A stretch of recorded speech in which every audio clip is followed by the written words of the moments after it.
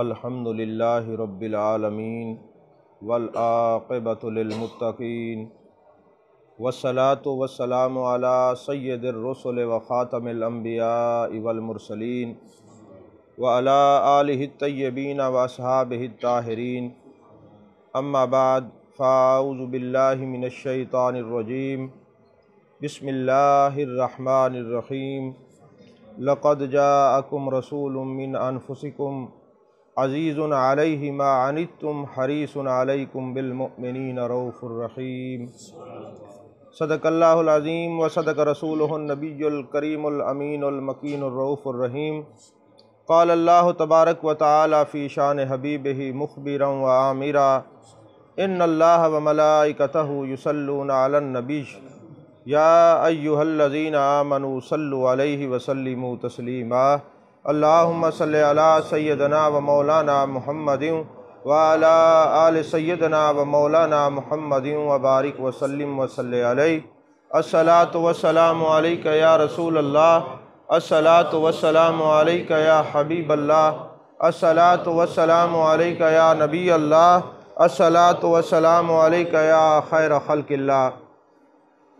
تمام تعریفیں اللہ تبارک و تعالیٰ کے لیے ہیں جو خالق کائنات بھی ہے، مالک ششجہات بھی، جو احد بھی ہے، صمد بھی ہے، جس کی شان لم یلد بھی ہے ولم یولد بھی۔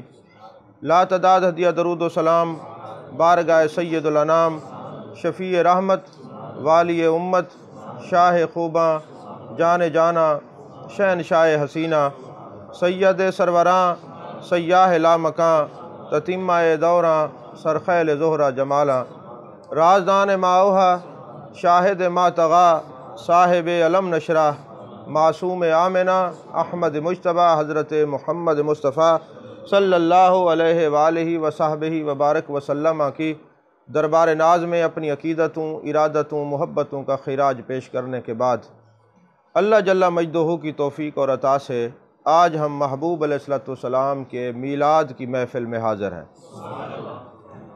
میلاد ہم کیوں مناتے ہیں؟ اس سے ہمیں کیا فائدہ ہوتا ہے؟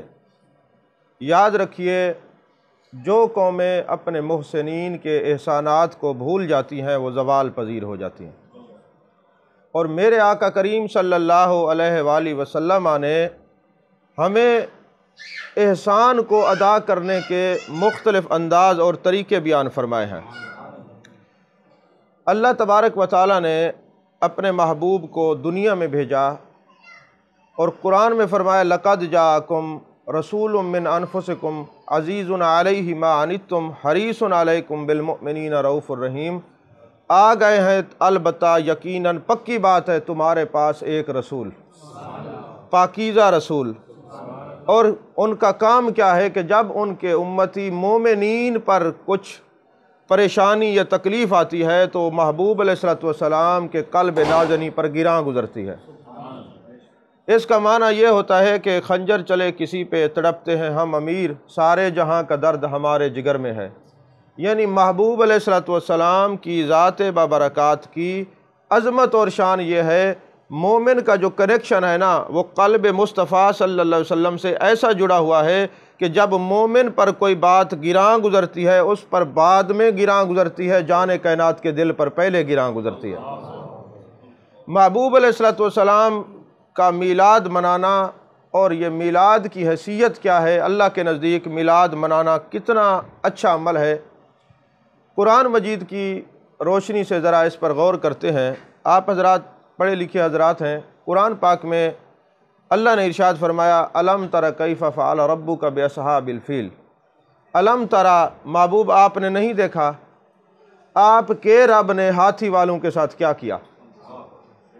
ارا یرا ترا، اس کا معنی عربی میں ہوتا ہے دیکھنا۔ الم تر کیف فعل ربک باصحاب الفیل، محبوب آپ نے نہیں دیکھا ہم نے ہاتھی والوں کے ساتھ کیا کیا؟ محبوب آپ نے نہیں دیکھا ہم نے ہاتھی والوں کے ساتھ کیا کیا؟ اللہ نے اپنے محبوب علیہ السلام کو مخاطب کر کے فرمایا محبوب آپ نے نہیں دیکھا، یعنی جہاں محبوب آپ تھے وہاں دیکھ رہے تھے۔ اور محبوب علیہ السلام کہاں تھے؟ جتنی تفاسیر ہیں اٹھا لیں، سب میں یہ لکھا ہوا ہے یہ جو اصحاب فیل کا واقعہ ہے یہ محبوب علیہ السلام کی ولادت سے 55 دن پہلے ہوا ہے، اور محبوب علیہ السلام اپنی اماں جان کے حضرت سیدہ آمنہ پاک کے بطن عطر میں جلوہ گر تھے، اور اللہ فرما رہے محبوب جہاں بھی تھے آپ نے نہیں دیکھا آپ کے رب نے ہاتھی والوں کے ساتھ کیا کیا، یعنی جہاں بھی تھے آپ نے دیکھا نہیں ہم نے ہاتھی والوں کے ساتھ کیا کیا۔ اور پھر اس کی تصدیق میرے مصطفیٰ کریم صلی اللہ علیہ وسلم نے فرمائی جب حضرت عباس مسلمان ہوتے ہیں، عرض کرتے ہیں اے جان کائنات، جان عالم، مصطفیٰ جان رحمت صلی اللہ علیہ وسلم، میں تو آپ کو اس وقت سے نبی مانتا ہوں جب آپ پنگوڑے میں ہوتے اور آپ کی شہادت کی انگلی سے جو چاند ہے وہ بھی واجد میں آیا کرتا تھا، چاند بھی واجد میں آیا کرتا تھا۔ محبوب آپ چونکہ نور ہیں، آپ کا کھلونا بھی نور ہے، تو محبوب پنگوڑے میں دیکھا کرتا تھا جس طرف آپ کی انگلی کی سمت جاتی تھی چاند بھی اسی طرح اپنی قسمت پہ رشک بھی کرتا تھا اور واجد میں آتا تھا۔ میرے آقا علیہ السلام نے فرمایا اے میرے چچا اس سے بھی اگلی بات نہ تمہیں بتاؤں؟ عرض کی یا رسول اللہ صلی اللہ علیہ وسلم، ارشاد فرمایا جب میں اپنی ماں کے شکم عطر میں تھا تو میں لوح محفوظ پہ قلم چلنے کی آواز کو بھی سن لیتا تھا۔ یہ مصنف ابن ابی شیبہ اور عبد الرزاق کی حدیث پاک ہے، حوالے سے بات کرنے کا عادی ہوں۔ میرے آقا علیہ السلام نے فرمایا اے میرے چچا عباس، طبرانی شریف میں بھی ہے، معجم الکبیر میں بھی ہے، اے میرے چچا، اس سے بھی عجیب تر بات یہ ہے کہ جب میں اپنی اماں جان کے شکم عطر میں تھا تو لوح محفوظ پہ قلم کے چلنے کی آواز کو سنتا تھا۔ تو یارو جو نبی اپنی اماں کے بطن عطر میں ہو لوح محفوظ پہ قلم چلنے کی آواز کو سنتا ہے، وہ نبی اپنے غلاموں کے درود اور سلام کو بھی سنتے ہیں۔ آپ توجہ میری طرف رکھیں، آپ سارے بہر دیکھتے ہیں میں ڈسٹرب ہوتا ہوں، آپ میری طرف دیکھیں، آج جنہوں نے آنا ہوگا آ جائیں گے، بس اب توجہ ادھر رکھیں، چند منٹ ہیں، زیادہ گفتگو نہیں ہے۔ اب محبوب آپ نے نہیں دیکھا آپ کے رب نے ہاتھی والوں کے ساتھ کیا کیا؟ یہاں ایک سوال اپنے ذہنوں میں قائم کیجئے، جب میرے آقا علیہ السلام دنیا میں تشریف نہیں لائے تھے کتنی بار کعبے پر حملے ہوئے مگر ابابیل نہیں آئے، بخت نصر نے حملہ کیا مگر ابابیل نہیں آئے، کرب و بلا کا معرکہ ہوا، بعد میں یزید نے کعبے پر حملہ کیا مگر ابابیل نہیں آئے۔ آخر وجہ کیا تھی؟ کیا ضرورت پڑی اس قانون قدرت کے اندر کہ اللہ تبارک و تعالیٰ نے ابرہا یہ ہاتھیوں کے لیے ابابیل بھیجے اور ابابیل نے ان کو نیست و نابود کر دیا؟ تمام مفسرین کرام فرماتے ہیں کہ وجہ دراصل یہ تھی کہ 55 دن بعد میرے نبی کا میلاد ہونے والا تھا۔ زمین والے خوشیاں منا رہے تھے، آسمان والے خوشیاں منا رہے تھے، چرند پرند خوشیاں منا رہے تھے۔ اللہ نے فرمایا جو میرے محبوب کی میلاد کی خوشیوں کو مٹائے گا میں اس کو صفحہ ہستی سے مٹا دوں گا۔ کاش کہ آپ کے دل میں اتر جائے میری بات، میں نے کیا کہا ہے؟ نبی کے میلاد کا ذکر اور خوشی اللہ تبارک و تعالیٰ کو کتنا پسند ہے۔ اور یہ بھی یاد رکھیے میرے آقا علیہ السلام نے اپنی امت کو بتایا کہ احسان کیسے بدلہ اتارا جاتا ہے۔ آپ حضرات تشریف فرما ہے، القول البدی کے اندر حدیث پاک ہے، میرے آقا علیہ السلام نے فرمایا میری مزار مقدسہ پر، میرے روضہ پر ایک فرشتہ قیامت تک کھڑا رہے گا جو یہ بتائے گا اے سبز گنبد کے مکین، فلاں شخص نے اور فلاں کے بیٹے نے آپ پر سلام بھیجا۔ اب کون خبر دے رہا ہے؟ میرے مصطفیٰ کریم صلی اللہ علیہ وآلہ وسلم فرما رہے ہیں۔ اور یاد رکھیں 2 حدیثیں ہیں، اب امت میں مکالمے مباحثے ہو رہے ہیں، کوئی کہتا ہے یہ حدیث ٹھیک ہے، کوئی کہتا ہے یہ حدیث ٹھیک ہے۔ خدا کی قسم دونوں حدیثیں ٹھیک ہیں، دونوں ٹھیک ہیں، لڑائی کی بات نہیں۔ اب فرق کیا ہے؟ محبوب نے فرمایا ایک فرشتہ کھڑا ہے جو میرے روضہ پر مجھے بتائے گا اے سبز گنبد کے مکین، فلاں شخص نے اور فلاں کے بیٹے نے آپ پر درود بھیجا ہے، سلام بھیجا ہے۔ اور ایک حدیث اسمع صلاۃ اہل محبتی و عارفہم، کہ جو محبت سے درود پڑھے گا میں درود پڑھنے والے کو دیکھتا بھی ہوں اور اس کا درود سنتا بھی ہوں۔ اب 2 ہو گئے، ایک ہیں ویسے خیال سے درود پڑھنے والے محبت سے، اور ایک ہو گئے بے خیالی سے درود پڑھنے والے۔ اللہ نے فرمایا، محدثین فرماتے ہیں اللہ تعالیٰ نے فرمایا محبوب جب کوئی درود اور سلام پڑھتا ہے جیسے بھی پڑھے، محبت سے پڑھے، خیال سے پڑھے، بے خیالی سے پڑھے، ہوگا قبول، رد نہیں ہوگا۔ لیکن محبوب اسماء و صلاۃ اہل محبتی و عارفہم، جو محبت سے پڑھے گا آپ اس کو دیکھیں بھی صحیح اور درود سنیں بھی صحیح، اور جو بے خیالی سے پڑھا جائے گا محبوب آپ کی شان کے خلاف ہے، اس کا خیال کہیں اور ہو اور آپ کا خیال اس کی طرف ہو، پھر ہم فرشتے کی ڈیوٹی لگاتے ہیں کہ وہ آپ کو بتائے اے سبز گنبد کے مکین فلاں شخص اور فلاں کا بیٹا آپ پر درود اور سلام بھیج رہا ہے۔ اور القول البدیع کے اندر حدیث پاک ہے، آپ سن کے خوش ہوں گے، جب کوئی بندہ درود پڑھتا ہے، درود پڑھنے والے کے ابا جی کا نام بھی فرشتہ لیتا ہے، دادا جی کا بھی نام لیتا ہے، پر دادا جی کا بھی نام لیتا ہے۔ میرے مصطفیٰ کریم صلی اللہ علیہ وسلم نے ارشاد فرمایا اس کی 10 پشتوں کا نام لے کے فرشتہ بتائے گا اے سبز گنبد کے مکین فلاں نے فلاں کے بیٹے نے، فلاں کے پوتے نے، فلاں کے پڑپوتے نے آپ پر درود اور سلام بھیجا ہے۔ کتنی پشتیں؟ بولیے 10 پشتیں۔ اب آپ اندازہ لگائیں، جو محبوب علیہ السلام کے در پہ کھڑا ہے خادم، ارشست و کمی پایز آوان محمد، جبریل امی خادم دربان محمد صلی اللہ علیہ وسلم، جس در پہ کھڑے ہونے والا فرشتہ یہ با یک وقت سن لیتا ہے کہ کس نبی کے امتی نے درود پڑھا ہے، اور آپ کی اور میری 10 نسلوں کو بھی پہچان لیتا ہے۔ جو دروازے پہ کھڑے ہونے والا چوکیدار ہے فرشتہ، اس کی سماعت کا عالم یہ ہے کہ وہ سب کا درود سنتا ہے اور 10 پشتوں کا درود سنتا ہے اور سب کا نام بھی لیتا ہے۔ تو جب ان کے خادم کے سماعت کا عالم یہ ہے تو میرے آقا کی اپنی سماعت کا عالم کیا ہوگا؟ اور پھر اگلی بات، علامہ عبد الرحمن سخاوی علیہ الرحمہ نے ایک بڑا خوبصورت نکتہ کیا، کہا بات دراصل یہ ہے وہ نام کیوں لیتا ہے 10 پشتوں کا؟ 10 پشتوں کا نام کیوں لیتا ہے؟ کہتے بات دراصل یہ ہے وہ 10 پشتوں تک فرشتہ اس آدمی کے اصل نسب ہونے کا اعلان کرتا ہے۔ یا رسول اللہ صلی اللہ علیہ وسلم، یہ آپ پر درود و سلام پڑھنے والا، میں گواہی دیتا ہوں 10 پشتوں سے اس کا نسب ٹھیک ہے، یہ بد اصل نہیں ہے، اس کے نسب میں خطا نہیں ہے، یہ حلال ہے اور حلال سے تعلق رکھتا ہے۔ یہی وجہ ہے کہ محبوب آپ پر درود اور سلام پڑھ رہا ہے۔ اب آپ حیران ہوں گے کہ بھئی یہ 10 نسلوں سے تعلق رکھتا ہے اور اس کی نسل میں خطا نہیں ہے، یہ بد اصل نہیں ہے، یہ بالکل ٹھیک ہے۔ وجہ کیا ہے؟ ذرا اس کے پیچھے آپ چلیں تو آپ کو پتہ چلے گا۔ جب حضرت آدم علیہ السلام کا اور حضرت اماں حوا سلام اللہ علیہا کا نکاح ہوا تو حق مہر کیا مقرر ہوا تھا؟ 20 مرتبہ جان کائنات پر درود پڑھنا ہے۔ تو کہا پچھلی جو امت بنی نوع انسان میں ابتدا شروع ہوئی تو حق مہر درود و سلام تھا، اب جب سے یہ مسلمان ہوئے ہیں جن کا نسب اور اصل میں خطا نہیں ہوگی، وہی محبت کرے گا درود سے بھی اور وہی محبت کرے گا سلام سے بھی۔ اب محبوب علیہ السلام کے غلاموں، ایک اور بات آپ کی نظر کرنا چاہتا ہوں۔ میرے آقا علیہ السلام کے بارے میں اللہ نے فرمایا ان اللہ و ملائکتہ یصلون علی النبی یا ایھا الذین آمنوا صلوا علیہ وسلموا تسلیما، بے شک اللہ اور اس کے سارے فرشتے نبی مکرم صلی اللہ علیہ وسلم پر درود بھیجتے ہیں، اے ایمان والو تم بھی درود اور سلام پڑھو۔ یہ قرآن کی آیت ہے کہ نہیں ہے؟ لیکن ہوتا یہ ہے کہ ہم نماز میں درود ابراہیمی پڑھتے ہیں۔ ہم درود ابراہیمی کیوں پڑھتے ہیں؟ کبھی آپ نے یہ غور کیا ہے؟ ہم درود ابراہیمی اس لیے پڑھتے ہیں، اس کی 2 وجوہات ہیں۔ آپ میں اکثر لوگوں نے یہ نہیں سنا ہوگا، بڑی گہری بات ہے، ذرا ڈیپلی آپ سوچیں گے تو آپ کو پتہ چلے گا۔ میرے آقا علیہ السلام نے ہم سے درود ابراہیمی کیوں پڑھوایا؟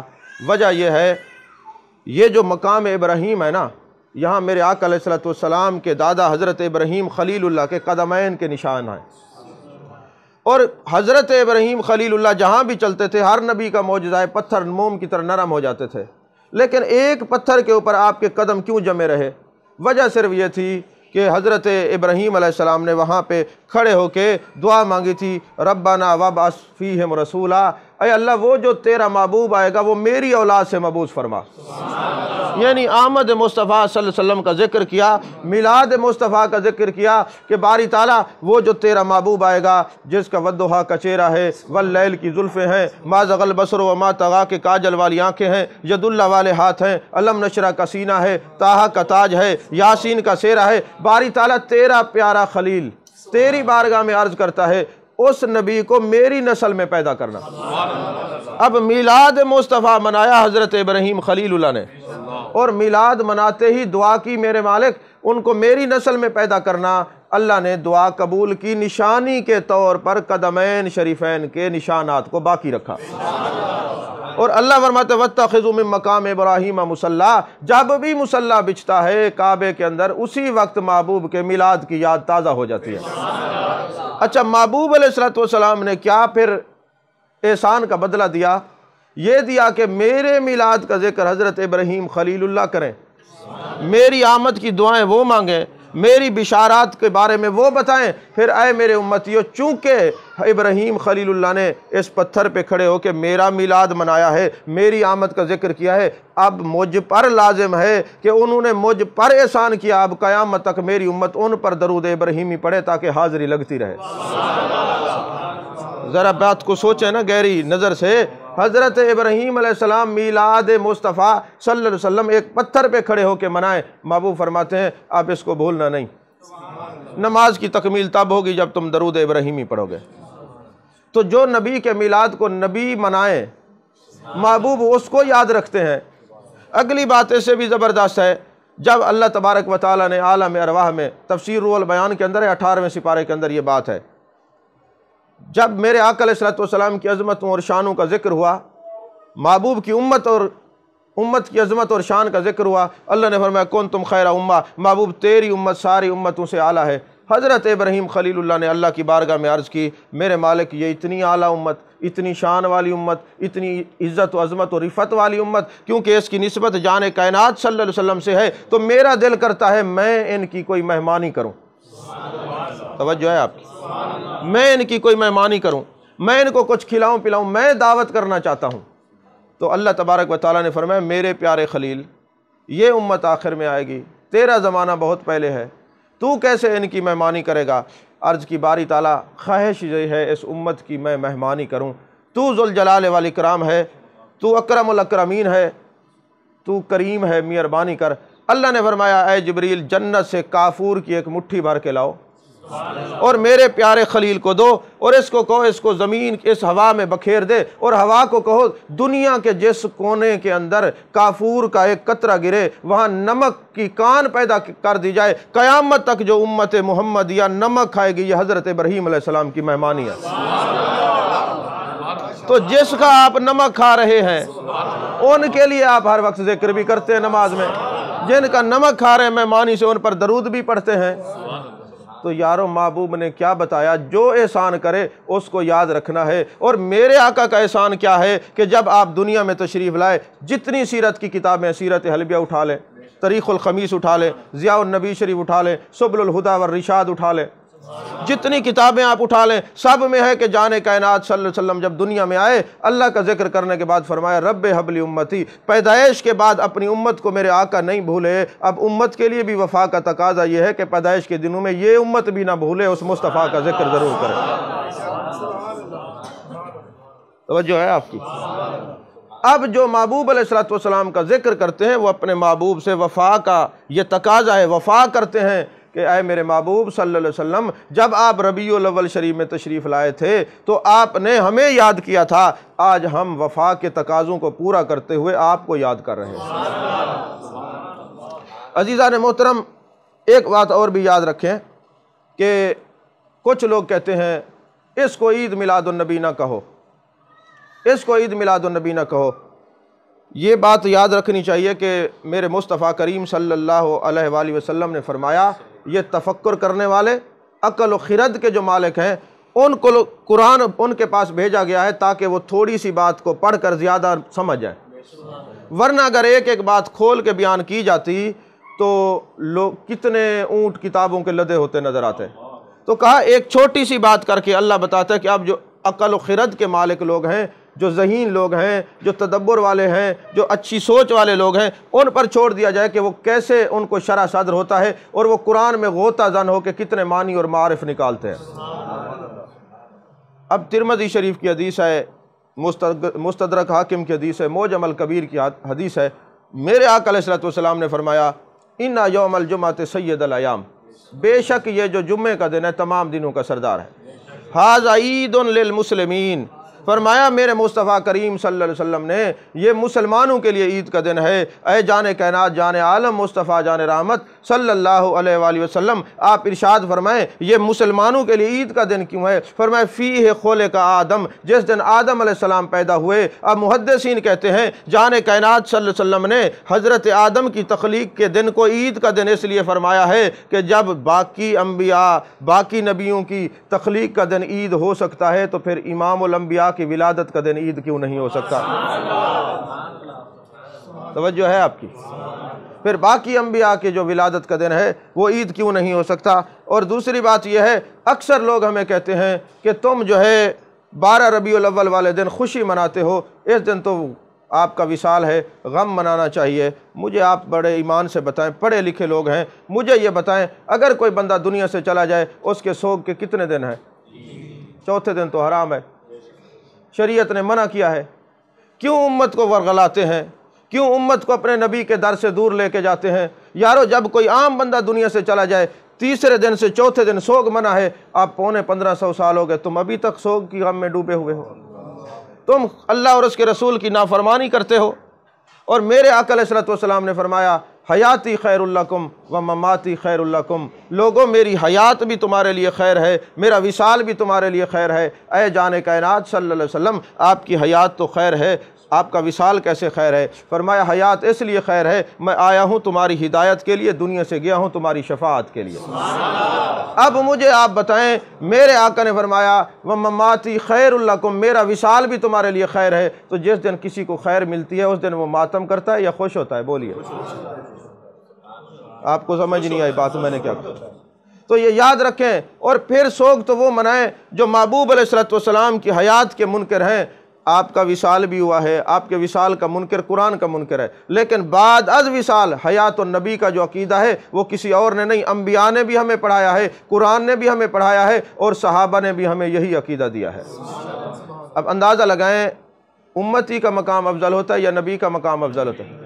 نبی کا مقام افضل ہے۔ تو جس نبی کا غلام کلمہ پڑھ لے، اس کے راستے میں قتل ہو جائے، اللہ فرماتا ہے بل احیاء، وہ زندہ ہے، ولکن لا تشعرون، تمہیں شعور نہیں ہے۔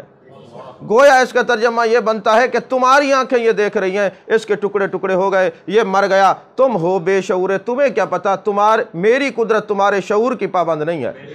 جب میں نے کہہ دیا کہ بل احیاء ولکن لا تشعرون، کہ جو اللہ کے راستے میں قتل ہو گئے ہیں وہ زندہ ہیں، اور ولکن لا تشعرون، تمہیں شعور نہیں، تو جن کے غلاموں کی موت صرف اللہ کے لیے ہو وہ تو زندہ ہیں۔ اور اللہ قرآن میں فرماتا ہے قل ان صلاتی و نسکی و محیای و مماتی للہ رب العالمین، محبوب ان سے فرما دیجئے میری نماز بھی اللہ کے لیے ہے، میری قربانی بھی اللہ کے لیے ہے، میری زندگی بھی اللہ کے لیے ہے، میرا وصال بھی اللہ کے لیے ہے۔ تو جن کے غلاموں کی موت صرف اللہ کے لیے ہو وہ تو زندہ ہیں، جن کا سب کچھ اللہ کے لیے، ان کی زندگی کا عالم کیا ہوگا؟ اور میرے آقا کریم صلی اللہ علیہ وآلہ وسلم نے فرمایا الانبیاء احیاء فی قبورہم یصلون، تمام انبیاء زندہ ہیں اور اپنی قبور میں نماز پڑھتے ہیں، تمام انبیاء زندہ ہیں۔ اے جان کائنات صلی اللہ علیہ وآلہ وسلم، جب سارے انبیاء زندہ ہیں اور اپنی قبور میں نماز پڑھتے ہیں، ہمیں کیوں بتایا ہے؟ علامہ بدر الدین عینی نے لکھا کہ اس لیے بتایا ہے تاکہ تمہیں پتہ لگ جائے کہ جب باقی جو انبیاء ہیں وہ مقتدی ہیں اور میرے آقا علیہ الصلوۃ والسلام امام الانبیاء ہیں، تو جب مقتدی زندہ ہیں تو امام کی زندگی کا عالم کیا ہوگا؟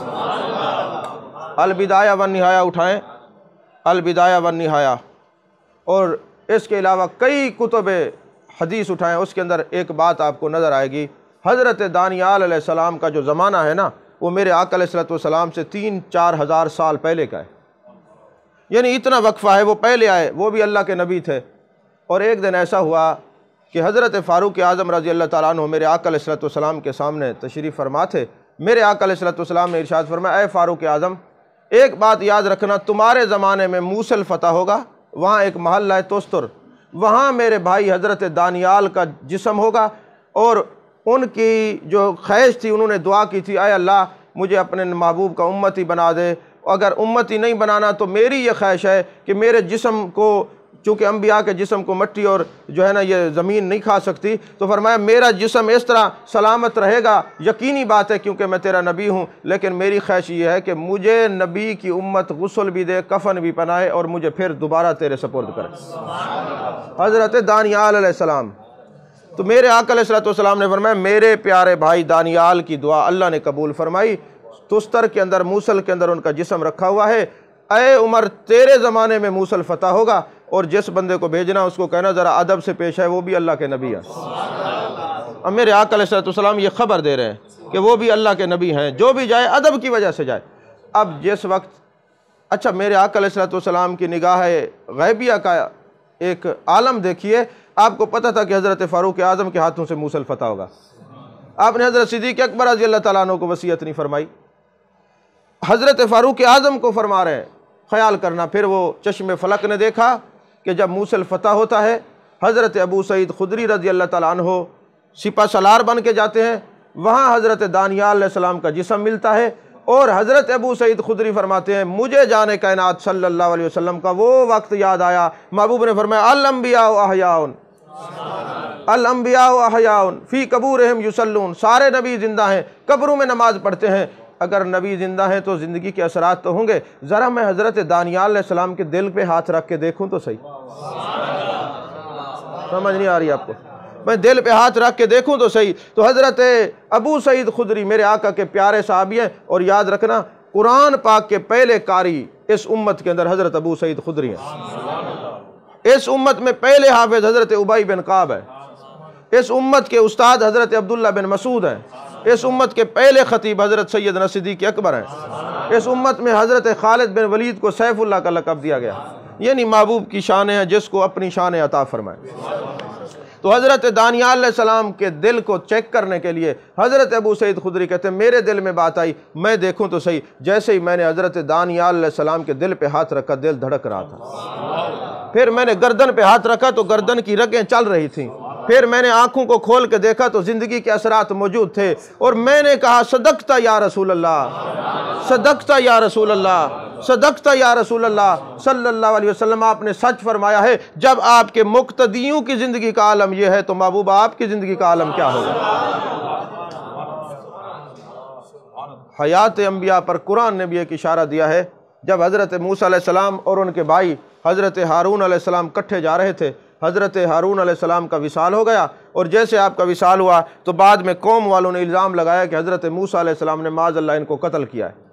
اب اللہ تبارک و تعالیٰ کی بارگاہ میں حضرت موسیٰ علیہ السلام نے عرض کی میرے مالک میری جو قوم ہے وہ الزام لگاتی ہے۔ اللہ نے فرمایا میرے پیارے کلیم پریشان ہونے کی ضرورت نہیں، الانبیاء احیاء، نبی تو سارے زندہ ہوتے ہیں، تم اپنے قبیلے کے 70 لوگوں کو لے جاؤ اور اپنے بھائی ہارون کی قبر پہ کھڑے ہو کے آواز دو، وہ میری قدرت سے تمہیں جواب عطا فرمائے گا۔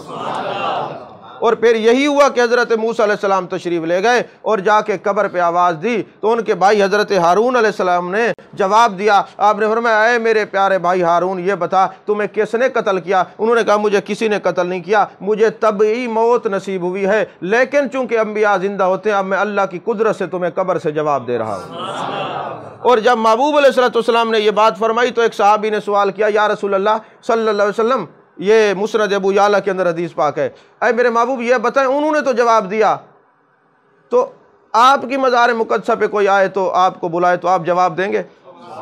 محبوب علیہ السلام نے فرمایا کوئی بلانے والا آ جائے تو ہم قیامت تک جواب دیں گے، شرط یہ ہے کہ بلانے کا طریقہ ہو۔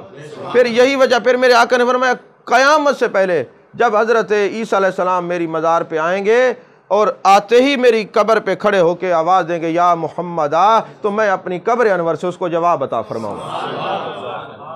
اور پھر مسلم شریف کے اندر حدیث پاک ہے، جان کائنات صلی اللہ علیہ وسلم جب حج کرنے کے لیے تشریف لے گئے، آپ نے فرمایا میرے صحابہ یہ فلاں وادی ہے حضرت ابراہیم خلیل اللہ آ رہے ہیں، یہ فلاں وادی ہے حضرت اسماعیل آ رہے ہیں، یہ فلاں وادی ہے حضرت یونس علیہ السلام آ رہے ہیں۔ صحابہ کہتے ہیں ہم نے عرض کیا آقا یہ انبیاء تو دنیا سے چلے گئے، یہ حج کرنے کے لیے آ رہے ہیں، تو میرے آقا علیہ السلام نے فرمایا اللہ کی طرف سے ان انبیاء نے اجازت مانگی ہے، اے اللہ تیرا محبوب حج کرنے کے لیے جا رہا ہے، ہم بھی برکات حاصل کرنے کے لیے جانا چاہتے ہیں۔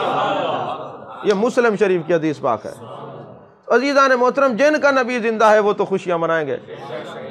اور پھر دوسری بات ہے یہ قانون یاد رکھیے گا، 3 دن سے سوگ حرام ہے زیادہ، ہاں کسی کا خامد فوت ہو جائے تو 4 ماہ 10 دن عورت بیٹھ سکتی ہے۔ پتہ نہیں اس امت کو کیا ہوا کہ 1500 سال ہونے کو ابھی تک سوگ میں ڈوبے ہوئے ہیں۔ اور پھر قرآن تو یہ کہتا ہے جن کے غلام زندہ ہیں اس نبی کی اپنی زندگی کا عالم کیا ہوگا۔ تو عزیزان محترم، اکثر ہمارے دوست احباب کہتے ہیں تم لوگ کھڑے ہو کے درود و سلام پڑھتے ہو، بیٹھ کے پڑھ لیا کرو۔ میں نے کہا ہم بیٹھ کے بھی پڑھتے ہیں، کھڑے ہو کے بھی پڑھتے ہیں۔ السلام علیکم ایھا النبی ورحمۃ اللہ وبرکاتہ نماز میں بیٹھ کے پڑھتے ہیں نا۔ اچھا کھڑے ہو کے درود پڑھنے سے کیا فتویٰ لگے گا؟ جی بدعت ہے، گمراہی ہے۔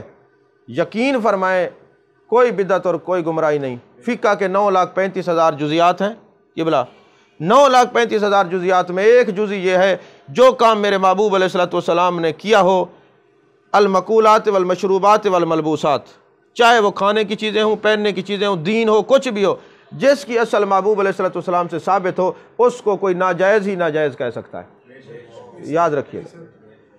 آپ کہیں گے کہ محبوب علیہ السلام سے کہاں سے ثابت ہے کھڑے ہو کے درود پڑھنا؟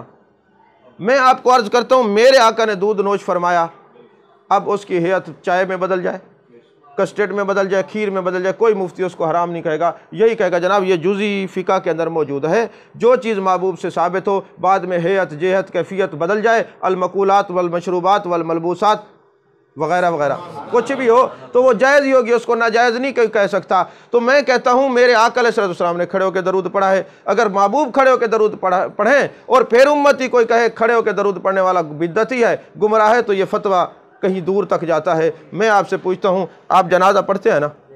پہلی تکبیر کے بعد کیا پڑھتے ہیں؟ دوسری کے بعد کیا پڑھتے ہیں؟ کھڑے ہو کے پڑھتے ہیں یا بیٹھ کے؟ محبوب نے جنازے پڑھائے کہ نہیں پڑھائے؟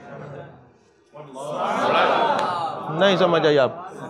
محبوب نے جنازے پڑھائے کہ نہیں پڑھائے؟ تو جب محبوب نے کھڑے ہو کے درود پڑھائے تو آج امت کھڑے ہو کے درود پڑھتی ہے، تو کون اس کو فتویٰ دے سکتا ہے؟ اور پھر دوسری بات یہ ہے محبوب علیہ السلام کے بارے میں جب یہ آیت نازل ہوئی وَرَفَعْنَا لَكَ ذِكْرَكَ، تو میرے آقا علیہ السلام نے پوچھا جبریل اللہ نے میرا ذکر کیسے بلند کیا؟ 3 جوابات دیے۔ پہلا یہ تھا اِذَا ذُكِرْتَ ذُكِرْتَ مَعِي، محبوب جہاں میرا ذکر ہوگا وہاں آپ کا ذکر ہوگا۔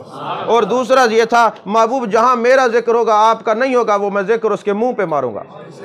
ذکر کی قبولیت کی علامت یہ ہے محبوب جہاں آپ کا ذکر ہوگا میرا ہوگا، جہاں میرا ہوگا آپ کا ذکر ہوگا۔ اور تیسرا یہ جال تو ذکر کا ذکری، محبوب ہم نے آپ کے ذکر کو اپنا ذکر کر دیا ہے۔ یارو جب حدیث میں ہے اللہ کے محبوب خود فرماتے ہیں میرے رب نے مجھے فرمایا محبوب آپ کا ذکر میرا ذکر ہے، جب مصطفیٰ کے ذکر کو خدا فرمائے میرا ذکر ہے، اللہ فرماتے الذین یذکرون اللہ قیاما وقعودا وعلی جنوبہم۔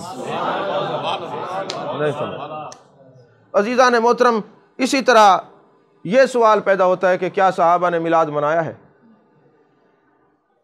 آج میں نے جوابات دینے آپ لوگوں کا ذہن بنانا ہے کہ محبوب کی عزت کے چوکیدار ہو جائے۔ ہمیں کسی سے کچھ نہیں لینا، ہم نے وفا کی قسم کھائی ہے اپنے نبی سے وفا کریں گے۔ ہاں جی، باحوالہ ہر حدیث کا میں حوالہ بتا رہا ہوں، اور میں پھر امریکہ سے نہیں آیا، یہیں رہتا ہوں، کسی کو مسئلہ بعد میں دکھا بھی سکتا ہوں۔ تو کہ جی صحابہ نے میلاد منایا، سب سے پہلے مسلم شریف سیاستہ میں پڑھائی جاتی ہے، بخاری کے بعد جو درجہ ہے وہ مسلم شریف کا ہے۔ پہلی مسلم شریف، نسائی شریف، ترمذی شریف، ابن ماجہ شریف، مسند احمد، کنز العمال، شعب الایمان، 7 کتب حدیث کے اندر یہ حدیث پاک موجود ہے۔ میرے آقا علیہ السلام تشریف فرما ہوئے مسجد کے اندر، اسی طرح سارے صحابہ تشریف فرما ہیں، مسجد بھری ہوئی ہے صحابہ سے۔ محبوب علیہ السلام آتے ہیں اور فرماتے ہیں ما اجلسکم، کس لیے بیٹھے ہو؟ عشق کے مزاج میں کہہ دوں کس لیے جلسہ کر رہے ہیں؟ تمہارے بیٹھنے کا مقصد کیا ہے؟ تو انہوں نے ایک ہی بات کی فضل رب العلا، اور کیا چاہیے؟ مل گئے مصطفیٰ، اور کیا چاہیے؟ تو جب محبوب نے پوچھا ما اجلسکم، صحابہ نے کیا جواب دیا؟ قالوا جلسنا نذکر اللہ ونحمدہ علی ما ہدانا للاسلام ومن علینا بکا۔ یا رسول اللہ صلی اللہ علیہ وسلم آپ جو دنیا میں آئے آپ کی آمد کا جلسہ کیے بیٹھے ہیں، کیونکہ آپ نہ آتے ہمیں ہدایت نہ ملتی، آپ نہ آتے ہمیں قرآن نہ ملتا، آپ نہ آتے ہمیں اسلام سے واقفیت نہ ملتی، آپ نہ آتے تو ہمیں رحمان بھی نہ ملتا۔ محبوب آپ جو آئے ہیں تو ہمیں سب کچھ ملا ہے، اس لیے یہ مجلس سجا کے بیٹھے۔ آپ بتائیں آپ کس لیے بیٹھے ہیں؟ محبوب کی آمد کے لیے بیٹھے ہیں نا، محبوب کا میلاد سننے کے لیے بیٹھے ہیں نا۔ تو محبوب نے فرمایا اچھا قسم اٹھاؤ اس لیے بیٹھے ہو۔ اور پھر میرے آقا علیہ السلام نے خود تشریف فرمائی، میں نے یہ قسم تمہیں کسی تہمت کے سبب سے نہیں اٹھوائی، بات یہ ہے کہ میں واضح کرنا چاہتا ہوں واقعی تم اس لیے بیٹھے ہو تاکہ بعد میں جو بیٹھے نا اس کو بھی پتہ چلے کہ جو نبی کی آمد کے لیے بیٹھتا ہے اس کو ملتا کیا ہے۔ وہ جو ہے تو فرماتے ہیں صحابہ نے کہا واللہ خدا کی قسم اس لیے بیٹھے ہیں۔ فرمایا میرے صحابہ تمہیں مبارک ہو، ابھی ابھی جبریل امی آئے ہیں۔ انہوں نے کہا ان اللہ یباہی بکم الملائکہ، محبوب اللہ فرما رہا ہے آپ کے غلام زمین پہ بیٹھ کر آپ کی آمد کا ذکر کر رہے ہیں، اللہ عرش پہ ان پر فخر فرما رہا ہے۔ اب زمین والے آمد مصطفیٰ، اب یہ تو احسان جو اللہ نے ہمیں کیا ہے، اپنے محبوب کو بھیجا، کون کس کو اپنا محبوب دیتا ہے؟ تو ہم تو اللہ کے اس شکرانے کے طور پہ محفل سجاتے ہیں نا۔ تو محبوب علیہ السلام نے فرمایا تم زمین پہ میری آمد کا جلسہ کر رہے ہو، اللہ عرش بری پر تم پر فخر فرما رہا ہے۔ اور پھر حضرت ابو دردہ رضی اللہ تعالیٰ عنہ صحابی رسول ہیں، وہ فرماتے ہیں میرے آقا نے ایک دن مجھے بلایا، پیر کا دن تھا، مجھے فرمایا ابو دردہ چلو ابو عامر انصاری جو میرا غلام ہے اس کے گھر چلتے ہیں۔ حضرت ابو دردہ فرماتے ہیں جب ہم اس کے گھر میں پہنچے، دروازے پہ اس نے اپنے رشتہ داروں کو، عزیز و اقربا کو اکٹھا کیا ہوا تھا اور بتا رہے تھے جب میرے آقا علیہ السلام آئے، پیر کا دن تھا، میرے آقا جب آئے تو ہر جگہ نور علی نور تھا، یہ میرے آقا وجہ تخلیق کائنات ہیں، محبوب کا ذکر کر رہے ہیں۔ حضرت ابو دردہ فرماتے ہیں محبوب اپنی ولادت کا ذکر خود سن رہے ہیں۔ اور پھر میرے مصطفیٰ کریم صلی اللہ علیہ وسلم نے ارشاد فرمایا او میرے صحابی ابو عامر انصاری سن لے، جس طرح تو نے میری ولادت کا ذکر کیا ہے تو خوش ہوا ہے، اللہ تبارک و تعالیٰ تو اس سے خوش ہو جائے گا، قیامت تک جو میرا ذکر کر کے خوش ہوگا اللہ اس کو جہنم سے آزادی عطا فرمائے گا۔ اور پھر حضرت عباس رضی اللہ تعالیٰ عنہ حضور کے چچا ہیں، میرے آقا علیہ السلام ان کے گھر تشریف لے گئے تو وہ حضرت عباس رضی اللہ تعالیٰ عنہ میرے مصطفیٰ کریم صلی اللہ علیہ وسلم کی آمد کا ذکر کر رہے تھے، میلاد النبی کی محفل سجی ہوئی تھی۔ میرے آقا نے فرمایا میرے چچا عباس جاؤ، میری شفاعت تم پر واجب ہو گئی، اب قیامت تک جو میرے میلاد کی محفل سجائے گا میری شفاعت اس پر بھی واجب ہو جائے گا۔ یہاں پر ایک سوال آپ کے شاید ذہن میں بعد میں آ جائے کہ یار چلیں ڈاکٹر صاحب نے اتنی 7 کتابوں کے حوالے بھی دے دیے، حدیثیں بھی پڑھ دیں، لیکن صحابہ بیٹھے تھے محبت رسول میں صلی اللہ علیہ وسلم میں اور آمد مصطفیٰ کے جلسے میں، تو اللہ نے فخر فرمایا آج ہم دیوانے مستانے پروانے 1500 سال بعد جو محفل سجائیں، ہمارے پاس کیا ثبوت ہے کہ اللہ ہم پر بھی فخر فرمائے گا؟ توجہ ہے آپ کی؟ ہمارے پاس کیا ثبوت ہے کہ ہم پر بھی فخر فرمائے گا؟ تو یارو شریعت کا مزاج یہ ہے، مسلم شریف، پھر مسلم شریف کی بات کر رہا ہوں، کتاب الحج باب الحج اٹھائیں، اس کے اندر حدیث پاک ہے جب میرے آقا علیہ السلام حج پہ تشریف لے گئے تو تمام صحابہ لبیک اللہم لبیک کی صدائیں بلند کر رہے تھے۔ میرے آقا نے فرمایا میرے پیارے بلال ان سے کہہ دیجئے خاموش ہو جائیں، میں کوئی خطبہ ارشاد فرمانا چاہتا ہوں۔ جان کائنات صلی اللہ علیہ وسلم نے کیا خطبہ ارشاد فرمایا؟ فرمایا میرے صحابہ تمہیں مبارک ہو، اللہ نے عرش سے تمہیں سلام بھی بھیجا ہے، بخشش کا پیغام بھی بھیجا ہے۔ اللہ کروڑ رحمتیں نصیب فرمائے۔ حضرت فاروق اعظم رضی اللہ تعالیٰ عنہ پر انہوں نے اس امت پر احسان کیا، کھڑے ہو جاتے عرض کرتے ھذا خاصتاً لنا یا رسول اللہ صلی اللہ علیہ وسلم، یہ ہمارے لیے خاص ہے یا بعد والوں کے لیے بھی ہے؟ محبوب نے فرمایا میرے پیارے عمر شریعت کا مزاج یہ ہے جو کام تم کرو گے اور جو انعام اللہ تمہیں عطا فرمائے گا قیامت تک جو بھی وہ کام کرے گا اللہ اس کو بھی وہی انعام عطا فرمائے گا۔ اب جو بھی یہاں پہ عرفات کے میدان میں آئے گا، 9 ذی الحج ہوگی، عصر کے بعد کا ٹائم ہوگا، جو بھی قیامت تک عرفات کے میدان میں موجود ہوگا اللہ اس کو عرش سے سلام بھی بھیجے گا، بخشش کا پیغام بھی بھیجے گا۔ ایک اور بھی آپ کی توجہ ایک بات کی طرف کرانا چاہتا ہوں، محبوب علیہ السلام کی ادا یہ ہے کہ جب کوئی بندہ حج پہ جاتا ہے شیطان کو کنکریاں مارتا ہے، تو لوگوں نے سوال کیا یا رسول اللہ صلی اللہ علیہ وسلم یہاں پہ تو کنکریوں کے انبار لگ جائیں، پہاڑ بن جائیں، تو کنکریاں نظر نہیں آتی، کہاں جاتی ہیں؟ محبوب علیہ السلام نے فرمایا وہ کنکریاں جس کی قبول ہونا فرشتے اٹھا کے جنت میں لے جاتے ہیں، جن کی کنکریاں قبول ہوں فرشتے اٹھا کے جنت میں لے جاتے ہیں۔ اب کنکری کیوں ماری جاتی ہے؟ کہ محبوب نے کنکری ماری ہے، جو اس ادا پہ عمل کرے کنکری جنت میں چلی جاتی ہے، تو جو ادائے مصطفیٰ میں اس کا ذکر کرے ذکر نہیں جائے گا گنبد خضرا کا۔ اگر کنکری جنت میں چلی جاتی ہے تو جو محبوب کے عشق میں گم ہو کر ذکر کرتا ہے تو ذکر بھی گنبد خضرا کے مکین تک ریاض الجنہ میں چلا جاتا ہے۔ عزیزان محترم، سبل الہدی والرشاد ایک سیرت کی کتاب ہے 14 جلدوں میں، ان کے جو مصنف ہیں نا وہ کہتے ہیں کہ جہاں محبوب علیہ السلام کے میلاد کی محفل ہوتی نا، میں جایا کرتا۔ ابو یوسف صالح شامی ان کا نام ہے، تو میں جایا کرتا تھا، لیکن میں کہتا تھا یار یہ عجیب ان لوگوں نے کام شروع کر دیا، یہ نبی کی میلاد مناتے ہیں، ذکر کرتے ہیں۔ کہتے میں زبان سے کچھ نہیں کہتا تھا، کیونکہ شریعت کا اصول یہ ہے اگر آپ کے دل میں کوئی وسوسہ پیدا ہو جائے تو معاف ہے، اس کو شریعت پکڑتی نہیں، پکڑتی جب زبان پہ آ جائے۔ تو کہتے مجھے یہ وسوسہ آتا تھا۔ ایک رات ایسا ہوا، میں سویا ہوا تھا، میں نے دیکھا محبوب علیہ السلام نے ایک عصا لیا ہوا ہے اور لوگوں کو ڈنڈے مار رہے ہیں۔ میں بھی لائن لگ گیا، میں نے کہا لے بھئی ابو یوسف صالح تیرا بھی نمبر لگ گیا۔ تو میں جب قریب گیا تو میرے آقا نے فرمایا ابو یوسف تو بتا، جو میرا میلاد مناتے ہیں تو ان پر انکار کرتا ہے، تجھے ڈنڈے اس لیے نہیں مارتا کہ تو نے دل میں سوچا ہے، زبان پہ نہیں لایا۔ اگر زبان پہ انکار آتا تو میں تجھے ڈنڈے مارتا، لیکن یاد رکھنا جو میرا میلاد مناتا ہے وہ میلاد منا کے خوش ہوتا ہے، ہم میلاد کا ذکر سن کے خوش ہوتے ہیں۔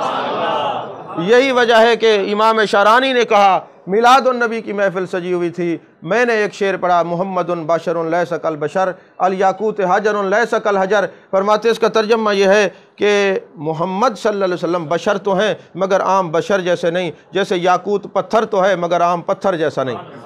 تو فرمایا میں یہ پڑھ رہا تھا محمد بشر لیس کالبشر، محمد بشر لیس کالبشر، محمد بشر لیس کالبشر، کہتے میں پڑھ رہا تھا، لوگ خوش ہو رہے تھے۔ رات کو میں جب سویا تو محبوب علیہ السلام کا دیدار ہوا، فرمایا شارانی جب تو یہ شعر پڑھ رہا تھا تو پڑھ کے خوش ہو رہا تھا، سننے والے سن کے خوش ہو رہے تھے۔ اب اگلی بات پہ آپ زور سے کہیں گے خود ہی سبحان اللہ، اگلی بات پہ آپ کہیں گے سبحان اللہ۔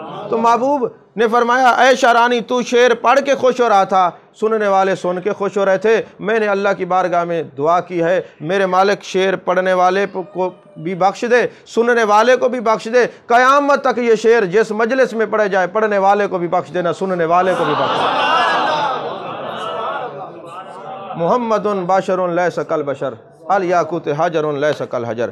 تو عزیزان محترم، وہ سبل الہدی والرشاد کے مصنف نے کہا مجھے محبوب نے فرمایا میرا ذکر کیا کر، کہتے پھر میں ہر پیر والے دن محبوب کا ذکر کرتا، اور پھر میں نے سوچا محبوب کی شان لکھوں، پھر میں نے 14 جلدوں میں عربی کی کتاب لکھی جس کا نام ہے سبل الہدی والرشاد۔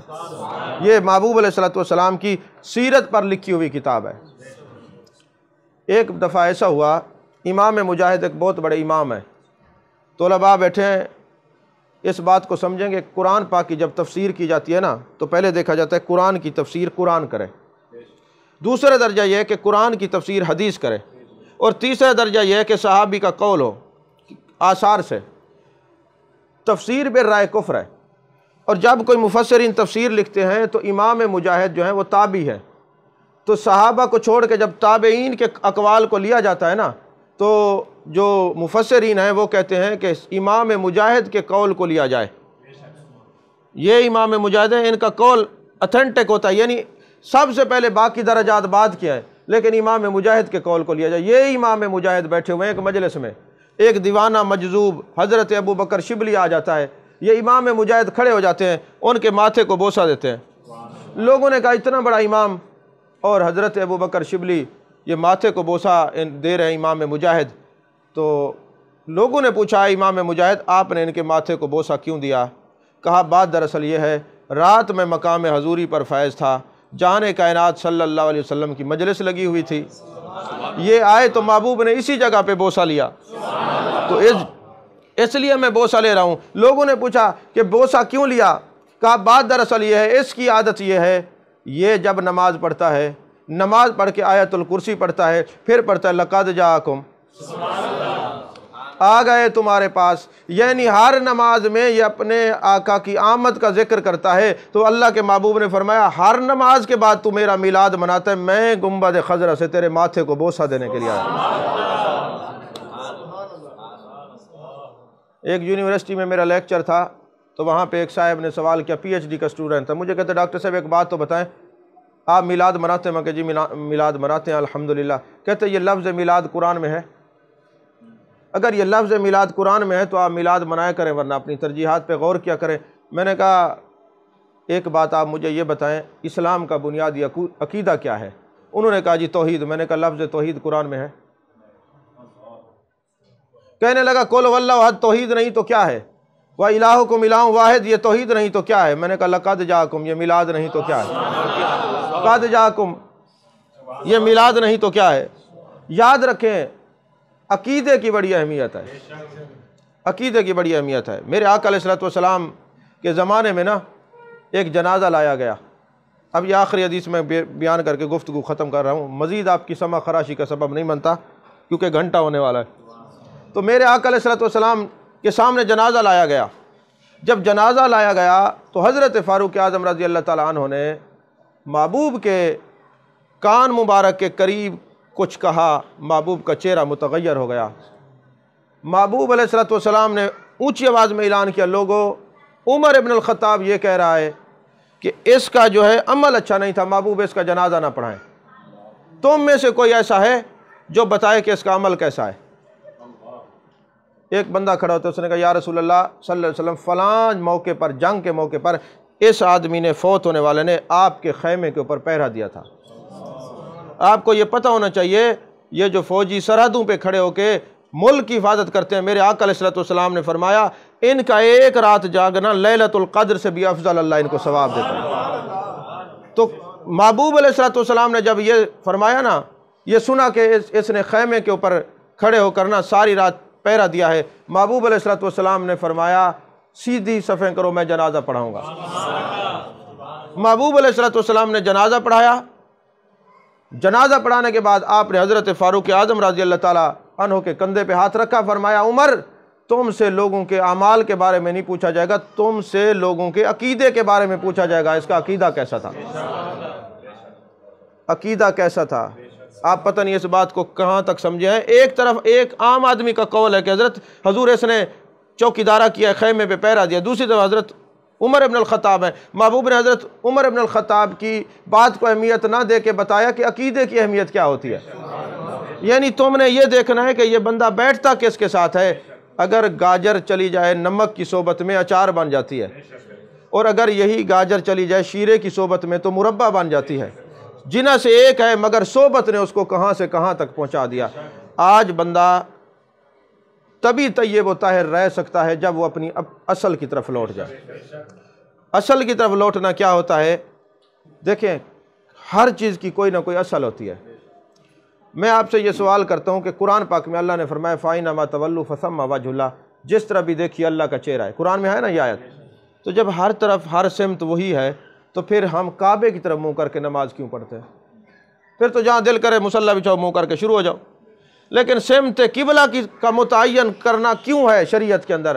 فرمایا بات دراصل یہ ہے، میرے آقا علیہ الصلوۃ والسلام نے قانون بنایا ہے کہ جو اپنی اصل کی طرف توجہ رکھتا ہے وہ پاک رہتا ہے۔ اب بیت اللہ شریف سے مٹی منگائی گئی آدم علیہ السلام کے وجود کو تیار کرنے کے لیے، پھر 40 سال تک نور کی بارش برسائی گئی، پھر حضرت آدم علیہ السلام کا یہ جسم بنا۔ چونکہ اس آدمی کی بنانے کی تخلیق کے وقت مٹی کعبے سے منگوائی ہے، اس کی اصل کعبہ ہے، لہٰذا ادھر منہ کر کے نماز پڑھو تاکہ تمہارا دل طیب و طاہر رہے۔ وجہ یہ ہے سمت قبلہ کی طرف منہ کرنے کے لیے۔ تو میرے آقا علیہ الصلوۃ والسلام نے فرمایا جو اپنی اصل کی طرف متوجہ رہتا ہے وہ پاک رہتا ہے۔ ہر چیز کی کوئی نہ کوئی اصل ہے۔ مثال کے طور پہ آپ نے دیکھا ہوگا یہاں پہ کھیتوں میں نا سیوریج کا پانی لگاتے ہیں اور سبزی اگتی ہے، کسی مفتی سے پوچھے مفتی صاحب یہ سبزی حلال ہے کہ حرام؟ وہ کہے گا نہیں نہیں حلال ہے۔ کیوں؟ کہتے جی قانون ہے کہ جو چیز اپنے اصل کی طرف مڑ کے رکھتی ہے، توجہ رکھتی ہے، وہ پاک ہو جاتی ہے۔ چونکہ اس پانی کی اصل مٹی ہے، جب یہ پانی مٹی میں گیا تو یہ پاک ہو گیا۔ اب جو سبزی ہے یہ پاک ہے، نہ پاک نہیں ہے، اس کو کھا سکتے ہیں۔ تو جو چیز اصل کی طرف جاتی ہے پاک ہو جاتی ہے۔ اچھا اس کو آگے یوں بھی سمجھیے، ہماری باڈی کے اندر خون ہے، بلڈ ہے، تو اس بلڈ کی جو اصل ہے نا وہ جسم ہے۔ تو جب تک یہ اپنے جسم سے جڑا ہوا ہے بلڈ تو یہ پاک ہے۔ آپ وضو کر کے نماز پڑھ سکتے ہیں، آپ وضو کر کے حج پہ جا سکتے ہیں، مینا مزدلفہ عرفات جا سکتے ہیں، وضو کر کے آپ روزے رسول صلی اللہ علیہ وسلم پہ حاضری دے سکتے ہیں۔ کبھی ایسا ہو کہ آپ کو کٹ لگ جائے اور یہ خون نکل آئے تو پھر آپ پوچھیں جناب میرا وضو ہے، کہیں گے نہیں، اب آپ کا وضو ٹوٹ گیا، اب آپ پاک نہیں رہے۔ تو خون جو ہے دم مسفوح قرآن کہتا ہے وہ حرام ہے۔ اب آپ کے جسم سے جو خون نکلا، توجہ کیجئے گا، آپ کے جسم سے جو خون نکلا وہ ناپاک ہے، پھر جس کپڑے پہ لگا وہ کپڑا بھی ناپاک ہے، تو یارو جو اشرف المخلوقات کی نسبت کو جو چیز چھوڑے وہ پلیت ہو جاتی ہے، جس چیز پہ لگے اس کو بھی پلیت کر دیتی ہے، تو جو اشرف الانبیاء کی نسبت کو چھوڑتا ہے وہ کیسے پاک رہ سکتا ہے؟ کیونکہ پوری کائنات کی اصل میرے مصطفیٰ کریم صلی اللہ علیہ وسلم ہے، پوری کائنات کی اصل جان کائنات صلی اللہ علیہ وسلم ہے، پوری کائنات کی اصل میرے مصطفیٰ کریم صلی اللہ علیہ وسلم ہے۔ جو اپنی اصل کی طرف ہر وقت متوجہ رہتا ہے وہ پاک رہتا ہے۔ یہی وجہ ہے کہ جو ہر وقت محبوب کے والضحیٰ کے چہرے کا ذکر کرتے ہیں، واللیل کی زلفوں کا ذکر کرتے ہیں، ما زغ البصر وما طغیٰ کے کاجل والی آنکھوں کا ذکر کرتے ہیں، ان علماء کے چہرے بھی دیکھیں اور جو منع کرتے ہیں ان کے بھی چہرے دیکھیں، آپ کو فرق صاف پتہ چل جائے گا کہ محبوب کی محبت میں ڈوبنے والے چہرے کیسے ہوتے ہیں اور محبوب سے دور کرنے والے چہرے کیسے ہوتے ہیں۔ اچھا، ایک اور بات میرے ذہن میں اگر اجازت دے تو میں عرض کر دوں۔ علماء حفاظ کرام کافی تعداد میں بیٹھے، قرآن پاک میں نا ہفتے والے دن مچھلی کے شکار کو اللہ نے منع کیا ہے۔ مچھلی کے شکار کو اللہ نے ہفتے والے دن منع کیا ہے۔ وجہ کیا تھی؟ ہفتے والے دن مچھلی کا شکار منع کیوں تھا؟ آپ تفسیر روح البیان اٹھائیں، تفسیر روح المعانی اٹھائیں، اور نہیں تو تفسیر نعیمی اٹھا کے پڑھ لیں۔ سوال وہاں پہ مفسرین نے قائم کیا کہ ہفتے والے دن چھوٹی مچھلیوں کو شکار کرنا منع کیوں تھا؟ کہا بات دراصل یہ ہے، جس مچھلی نے حضرت یونس علیہ السلام کو اپنے پیٹ میں 40 دن رکھا، اللہ نے فرمایا یہ مچھلی جنت میں جائے گی۔ تو یارو جو مچھلی حضرت یونس علیہ السلام کو 40 دن پیٹ میں رکھے وہ مچھلی جنتی ہے، تو جو سید آمنہ جس نے 9 ماہ اپنے محبوب کو اپنے شکم عطر میں رکھا، ان کا عالم کیا ہوگا؟ تو اب اللہ نے ڈیوٹی لگائی، چونکہ اس مچھلی نے میرے محبوب علیہ السلام کو، میرے یونس علیہ السلام کو 40 دن اپنے پیٹ میں رکھا ہے، اب چھوٹی چھوٹی مچھلیوں ہفتے والے دن تم ان کی زیارت کو جایا کرنا۔ اب وہ چھوٹی مچھلیاں ہفتے والے دن اس بڑی مچھلی کی زیارت کو جاتی تھی۔ اب اللہ نے فرمایا یہ جو زائرین مچھلیاں ہیں، یہ جو زیارت کرنے والی مچھلیاں ہیں، اب جو ان کو قید کرے گا، جال میں پھنسائے گا، نیٹ کے اندر اس کو مقید کرے گا، میں اس کو ریچھ بندر ہاتھی بنا دوں گا، چہرے مسخ کر دوں گا، چہرے مسخ کر دوں گا۔ تو یارو اگر یونس علیہ السلام کی مچھلی جس میں وہ 40 دن رہیں، تو جو مچھلیاں اس کی زیارت کو جائیں، اللہ فرماتے روکنے والوں کے چہرے بگاڑ دیتا ہوں، اور مقام ابوا ہو میرے محبوب کی اماں جان آرام فرما ہوں، اور کوئی زیارت کے لیے جائے تو آپ روکنے والوں کے چہرے بھی دیکھ لیں اور زیارت کرنے والوں کے چہرے بھی دیکھ لیں۔ یہ تو اللہ کا قانون ہے۔ اللہ تعالی ہم سب کو محبوب علیہ السلام کی محبت نصیب فرمائے۔